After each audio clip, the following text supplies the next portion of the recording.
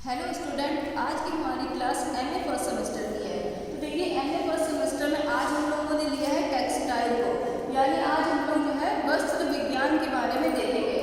तो हमने जो पहला चैप्टर लिया है वो लिया है क्लासिफिकेशन ऑफ फाइबर, यानी वस्त्र उपयोगी रेशों का वर्गीकरण।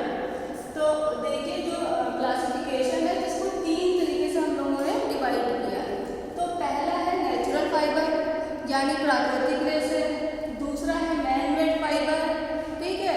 और तीसरा है आर्टिफिशियल। मैन मेड फाइबर और आर्टिफिशियल ये दोनों एक ही है। इन दोनों का निर्माण मानव के द्वारा होता है और आर्टिफिशियल तरीके से होता है, लेकिन इन दोनों को अलग अलग हम लोग इसलिए रखते हैं क्योंकि जो मैन मेड फाइबर है इसमें जितने भी मटेरियल यूज होते हैं वो सारे प्राकृतिक होते हैं, जैसे पेड़ के तने की लुगदी, बीज, ये बांस, ये सारी चीज़ें इसमें यूज होती हैं। लेकिन यूज किस प्रकार से होती है? आर्टिफिशियल तरीके से। और जो तीसरा है आर्टिफिशियल फाइबर, तो जो आर्टिफिशियल फाइबर होता है वो पूर्ण रूप से रासायनिक होता है, इसमें सिर्फ रसायन का यूज होता है। तो देखिए, सबसे पहले आज की क्लास में हम लोग देखेंगे नेचुरल फाइबर। तो नेचुरल फाइबर को भी देखिए हम लोगों ने तीन भागों में इसको भी डिवाइड किया है। तो देखिए, पहला है प्लांट फाइबर, यानी वनस्पति जगत से जो रेशे हमको प्राप्त होते हैं। दूसरा है एनिमल फाइबर, जो जंतु जगत से हमको रेशे मिलते हैं। और तीसरा है मिनरल फाइबर, जो हमको खनिज से मिलते हैं। तो सबसे पहले हम लोग देखते हैं प्लांट फाइबर। तो प्लांट फाइबर में देखिए सबसे पहला है कपास। कपास तो सभी को पता होगा, कॉटन जैसे हम लोग इंग्लिश में कहते हैं। जो कपास के रेशे हैं उसकी जन्मभूमि भारत है, ये भारत में ही